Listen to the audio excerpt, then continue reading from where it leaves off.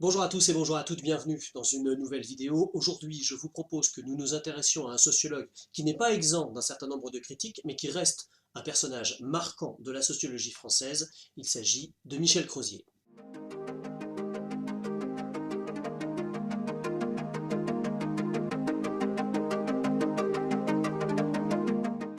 Michel Crozier est d'abord un sociologue des organisations. Il est proche de la pensée de Raymond Boudon. Pour présenter rapidement sa sociologie, disons qu'il étudie la manière dont les individus se comportent à l'intérieur des organisations. Il s'intéresse à la manière dont les individus développent des stratégies et instaurent entre eux des relations de pouvoir. Il s'est d'abord penché sur les organisations de travail et il a ensuite transposé son analyse à l'étude de la société tout entière.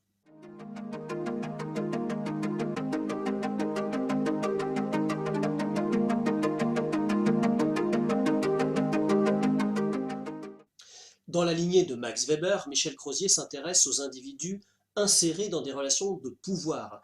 Il y a pouvoir, nous dit Crozier, quand un individu A est capable d'obtenir d'un individu B un comportement que ce dernier n'aurait pas eu sans l'intervention de A. Pour agir, A dispose d'une certaine liberté d'action, s'appuie sur un ensemble de règles qui codifient le comportement de B et qui limitent sa marge de manœuvre.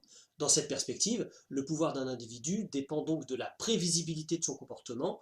Moins un individu est soumis à des réglementations, moins il est prévisible et plus il a de pouvoir. Michel Crozier considère l'individu comme rationnel et susceptible de mettre en œuvre des stratégies, même si sa rationalité est toujours nécessairement limitée par l'imperfection et la non-exhaustivité des informations dont il dispose. L'individu pour Crozier est toujours rationnel. Il cherche à accroître sa marge de manœuvre et à limiter celle des autres en leur imposant des règles qui rendent leur comportement plus prévisible. Par exemple, dans une entreprise X, on aura d'un côté les experts, les ouvriers qualifiés, les techniciens, qui cherchent à s'aménager des zones de liberté, et de l'autre, leurs supérieurs hiérarchiques, qui tentent de les contrôler en leur imposant des réglementations précises. Les stratégies des individus sont au cœur de l'analyse de Michel Crozier. Il qualifie donc lui-même sa théorie d'analyse stratégique.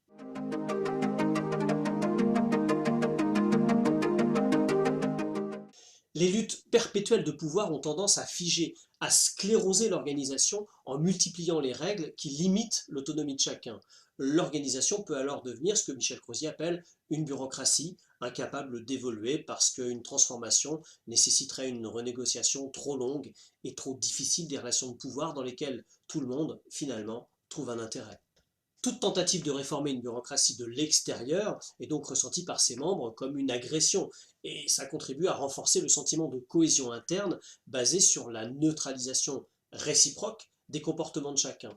Les bureaucraties ne peuvent, nous dit Michel Crozier, être réformées que d'en haut, et cette transformation ne peut être que brutale. Seule la direction peut imposer le changement en bénéficiant de la centralisation des décisions.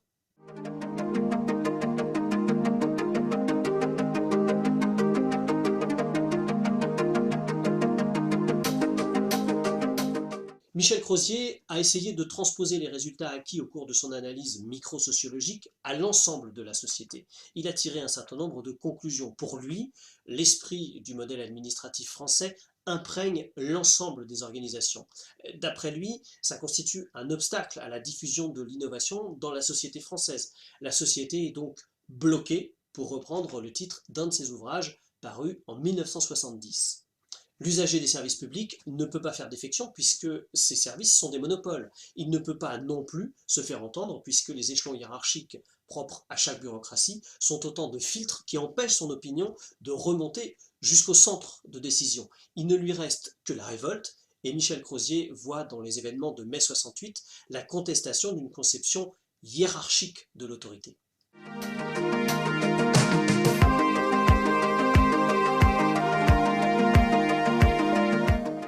Dans son ouvrage État modeste, État moderne, paru en 1987, Michel Crozier reprend le thème de la société bloquée et désigne à nouveau l'État comme le responsable de la situation. Les Français sont aussi innovateurs que les autres, mais l'État, au sens large, pénalise l'innovation. Il a pourtant su s'adapter aux technologies nouvelles, notamment celles de l'information et de la communication, mais cette modernisation a finalement renforcé ses tendances traditionnelles à la centralisation et à la hiérarchie. La solution à ce blocage réside, d'après Crozier, dans un désengagement de l'État et dans l'établissement d'une concurrence entre les organisations afin de permettre à l'usager d'effectuer un choix ou de faire entendre sa voix. Prenons l'exemple de l'enseignement supérieur chargé de former des élites qui auront à terme la charge de diriger les organisations, il va même jusqu'à préconiser une autonomie et une mise en concurrence des centres de formation. On a là pour le moins une conception très libérale de la société.